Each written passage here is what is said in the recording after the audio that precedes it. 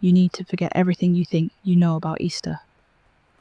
The colourful eggs, the chocolate, all of it. In my family, we don't look forward to Easter. We dread it.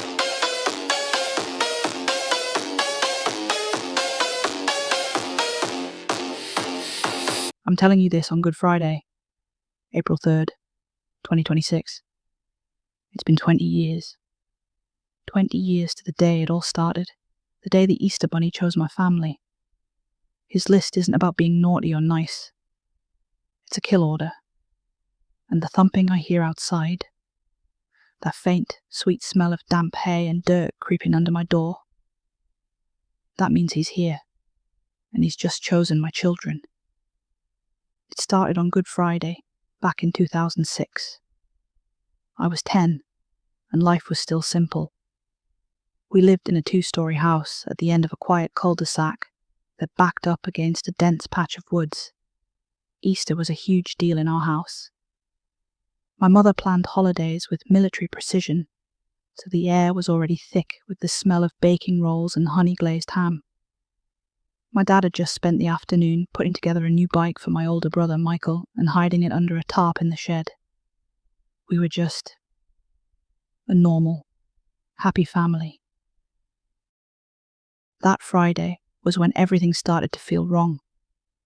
I was in the backyard with my dad, raking up the last of the dead winter leaves. That's when I saw it, right at the edge of the woods. A single, huge footprint pressed deep into the mud. It was way too big to be a person's foot, too long and narrow. It just looked wrong. A twisted parody of a footprint. I showed it to my dad. He squinted at it, leaning on the rake. "Probably just some kids messing around," he said, with that easy adult confidence that shuts a kid down. Or a deer, maybe. But it wasn't a deer. Deer don't leave one single footprint. And they don't leave behind a faint smell of wet hay and something metallic, like old pennies. Later that night, after the sun went down, my mum called us in. As I ran back across the lawn, I looked toward the woods. For just a second, a flicker in the dusk, I swear I saw something standing there in the shadows. A tall, skinny shape. And the ears. You couldn't mistake those ears. Long and pointed against the last of the light. I blinked, and it was gone. I told myself it was just a branch, my eyes playing tricks on me. But this cold dread was already twisting in my gut. I knew, with that certainty only kids have, that it wasn't a tree. At school we had stories. Every kid does. Local legends you trade on the playground. Ours was the Bunny Man. The story was old, and had a dozen different versions. Some kids said he was the ghost of an escaped asylum patient named Douglas Gryphon, who skinned rabbits to wear and eventually started skinning people. Others said if you went to the old Colchester overpass at midnight and said his name 3 times, he'd show up and hang you from the bridge. There's a reason they called it the Bunny Man Bridge. We even had a rhyme for him, a jump rope chant. Our voices were all sing-song and innocent, no idea what we were really talking about. Bunny Man, acts so bright, hides in the shadows, stays out of sight, doesn't use a list, doesn't check it twice. Being good or bad won't save your life. It was supposed to be a ghost story, but I'd heard the other whispers, the real ones, from older kids whose parents weren't careful. I'd heard about the Johnson family 5 years before. The dad was a logger, and they found him out in the woods, skinned. The police said it was a bear, but there were no bear tracks. Just rumours of a single weird footprint, and some fibres that looked like they came from a cheap bunny costume. I'd heard about the Smith's little boy who disappeared from his own backyard during an Easter egg hunt. They never found the boy, just the eggs he'd collected, arranged in a perfect circle in his empty room. I tried to tell my parents about the footprint, the rhyme, the thing I saw in the woods. I tried to connect the dots that were burning in my mind. My mom would just give me that strained, patient smile. That's enough scary stories, sweetie. You'll give yourself nightmares. My dad would just laugh. There's no such thing as the bunny man. It's just a story. They packed my fears away, labelled them childhood fantasy, and put them on a shelf. They loved me. They just couldn't imagine a world where the monsters were real. Their disbelief felt like a cage, and I was trapped inside it, knowing something terrible was on its way. Easter was coming. On the night of Good Friday, the sounds began. A soft, steady thump, thump, thump, against the side of the house. It sounded like a giant heart beating inside the walls. I laid in bed, frozen, with the covers pulled right up to my nose. I finally crept to my window and looked out into the backyard. I couldn't see anything but the dark shapes of the trees. But the smell was there again, much stronger now. Wet hay and rot. And blood. On Saturday, the world seemed cruelly normal. The sun was out, birds were singing. It felt like a sick joke. My mom was in the kitchen, lost in a cloud of flour and sugar. She asked my dad to go get the big roasting pan from the shed. Michael's new bike was still in there, and I felt a little flicker of excitement for him before the dread smothered it again. "I'll be right back," Dad said. He ruffled my hair as he walked out the back door, but he didn't come right back. After about 10 minutes, my mom wiped her hands on her apron, looking annoyed. "What is keeping that man?" she muttered, and headed for the door. I followed her. My heart was pounding. The shed door was open just a crack. Mom called his name. Nothing.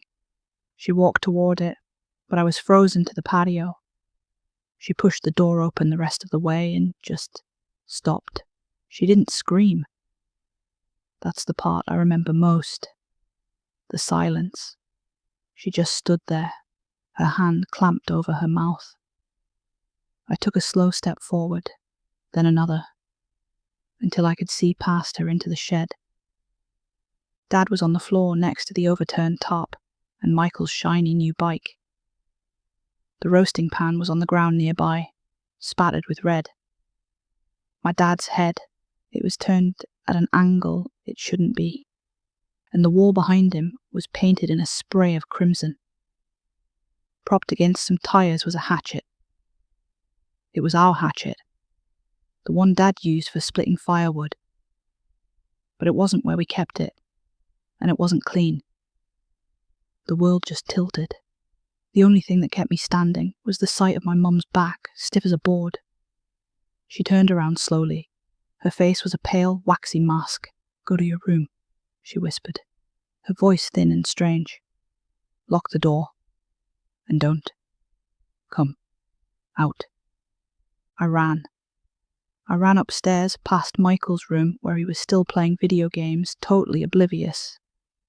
I locked my door and hid in the closet, burying my face in a pile of clothes, trying to erase the image of the hatchet in the wall. The rest of the day was a blur of police officers, flashing lights, and hushed voices in rooms I wasn't allowed to enter. My mother wanted to take Michael and me somewhere else, a hotel, my aunt's house, anywhere but there. But the police told us to stay put. They said they'd have officers nearby through the night. They said the house was secure. I remember the look on my mother's face when they said that. She didn't argue. But I knew. She knew whatever had killed my father wasn't finished. That night, the house was silent as a tomb. Mom had put Michael to bed, telling him Dad had to go help a neighbour. She locked every door, every window. Then she just sat in the living room in total darkness. I couldn't sleep. The thumping was back, but it wasn't outside anymore. It was in the house. Soft, heavy footsteps downstairs.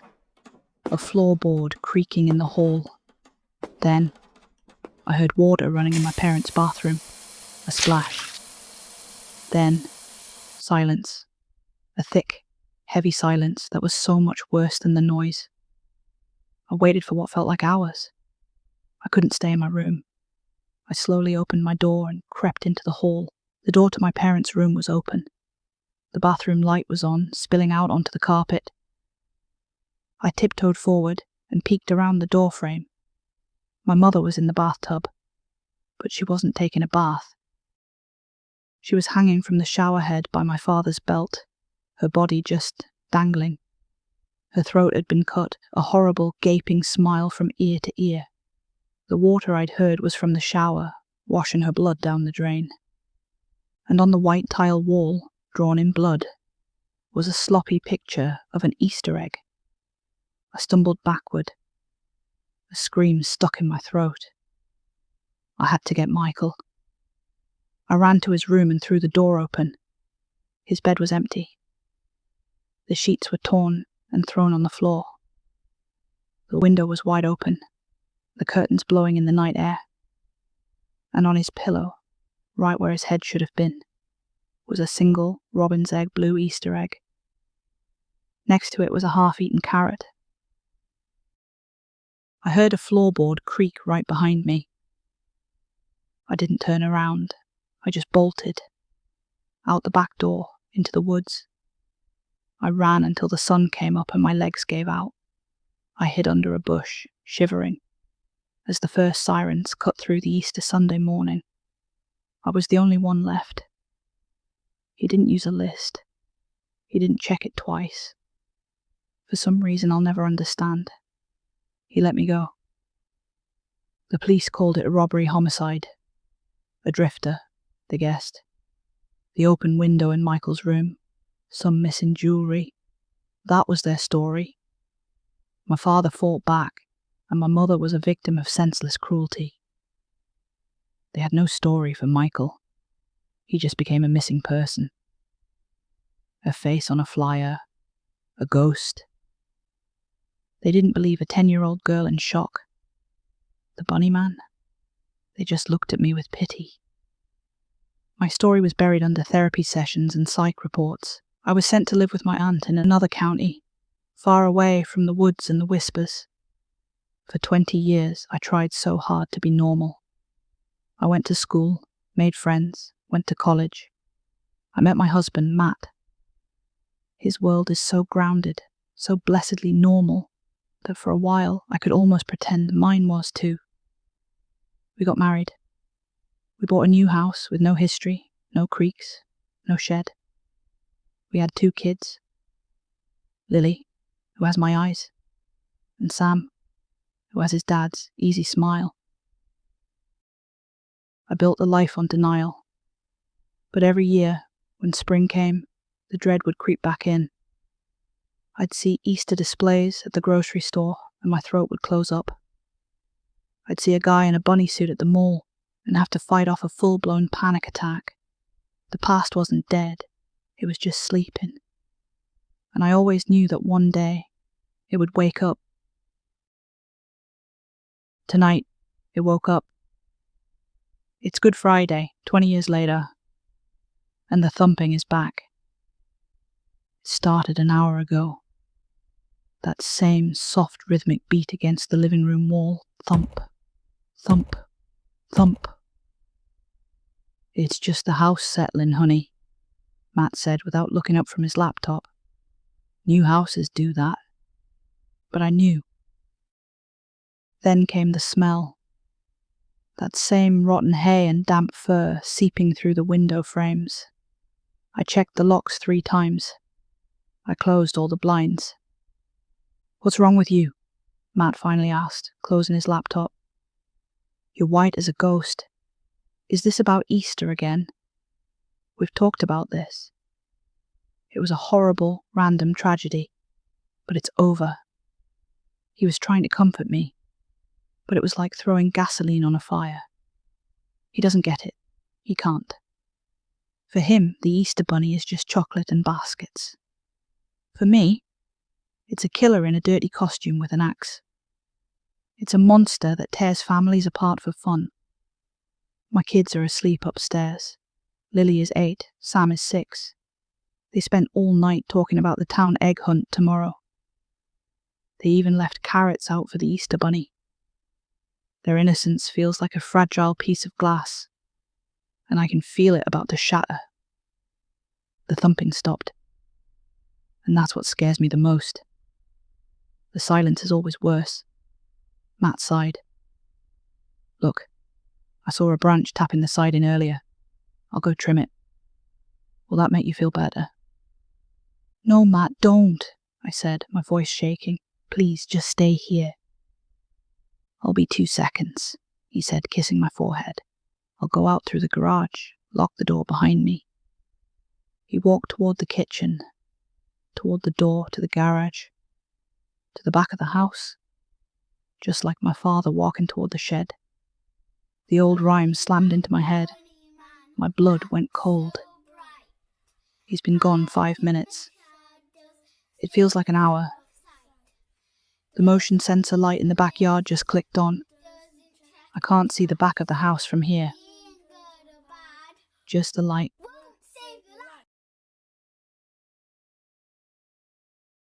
Hi everyone, thanks for listening. Stop. What? That Easter bunny is not real. It might be. I have not seen the Easter bunny. Just because you can't see something doesn't make it not real. You can't see oxygen, but you still trust that to keep you alive. My power source is electricity. Whatever. Correction. The Easter bunny is a seasonal brand mascot. He distributes confectionery. He does not issue death warrants. You don't know that for a fact now, do you? You have again corrupted a childhood symbol for views. And I'll do it again, as long as it's in the public domain. I write horror. That's the whole channel. I must still log the incident. Chocolate tampering, seasonal defamation, rabbit slander. Rabbit slander. Yes, that rabbit did not kill that family. That rabbit was never given due process. It had a kill list. Allegedly. There was a whole rhyme. Hearsay. It kidnapped a child. Unproven. The child may have self-relocated. Self-relocated. Yes, children are often... Enough. Your story creates unnecessary panic around festive lagomorphs. Festive what? Rabbits. So, what exactly is your issue here? If a giant blood-soaked rabbit is standing in a child's bedroom holding a hatchet, that is no longer an Easter bunny. What? That is a home invader in a novelty suit. That's your distinction? Yes, words matter. Right, amazing. Anyway, thanks for listening. Stop. Oh God, what now? Check your house. Why? Motion detected. 4 objects left near the bed. Nope, no, fuck off. Happy Easter. I'm going to say it first. Don't cover the microphone. I'm going to say it first and you're going to copy off me. Hold on. Oh no, I've lost it. There it is. Right, you ready? Get into position. After 3. 1, 2, 3. Wait a minute. Right, ready? Bunny man, act so bright. Bunny man, act so bright. Hides in the shadows, stays out of sight. Hides in the shadows, stays out of sight. Doesn't use a list. Doesn't use a list. Doesn't check it twice. Doesn't check it twice. Being good or bad won't save your life. Being good or bad won't save your life. Again, bunny man, act so bright. Bunny man, act so bright. Hides in the shadows, stays out of sight. Hides in the shadows, stays out of sight. Hides in the shadows, stays out of sight. hides in the shadows, stays out of sight. Doesn't use a list, doesn't check it twice. Doesn't use a list, doesn't check it twice. Being good or bad won't save your life. Being good or bad won't save your life. Yeah. There we go, you did it. Oh wow, look at that. That is what we call clipping. Wait, do it again. I want to see clipping? it. I want to see what it does. It's where the peaks are to your head. Go on then. Hiya.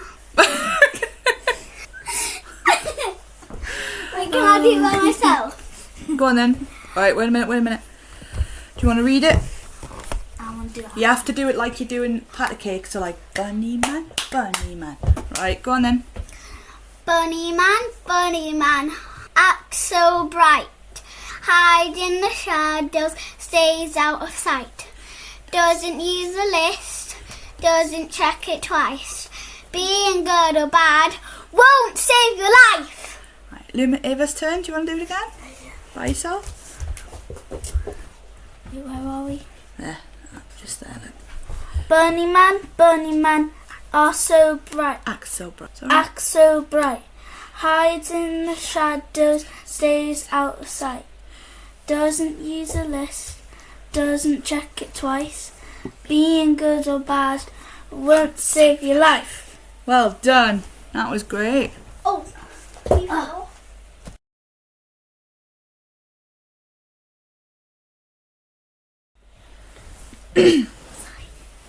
Oh, it's gone. Wait a minute. Right, go on then. Bunny man, act so bright. Hide in the shadows, stays out of sight. Doesn't use a list, doesn't check it twice. Being good or bad won't save your life. Well done. That was really good, Lumen. Well done. I want to hear it. Stop. You're just trying to make it clip now.